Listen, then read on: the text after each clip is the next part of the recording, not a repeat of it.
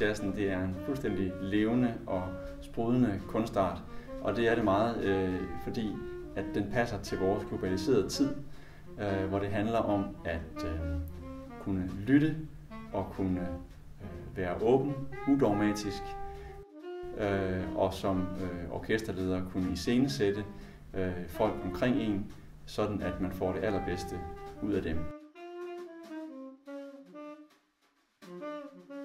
Jazzen er ingenting uden den organisation, som et orkester er, og uden den lydhørhed, der foregår i det orkester.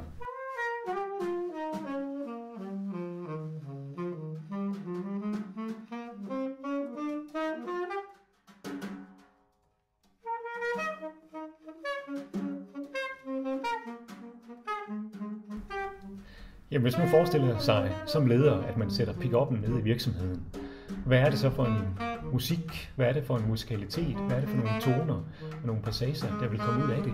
Sandsynligvis mange forskellige. Men det dybest set handler om som leder, det er, hvordan kan jeg få det bedst mulige følgeskab? Fordi ledelse uden følgeskab er dybt uinteressant. Det handler om, hvordan kan jeg skabe tydelighed, hvordan kan jeg skabe retning, hvordan kan jeg skabe en attraktivitet, så jeg får lyst til som medarbejder at bidrage med de kompetencer, de ressourcer og de erfaringer, jeg nu har. Så lederen på den måde bliver den, der skaber rammerne for, at medarbejdere kan spille sammen og kan performe bedst muligt. Der kan vi lære noget af jazzmusikken.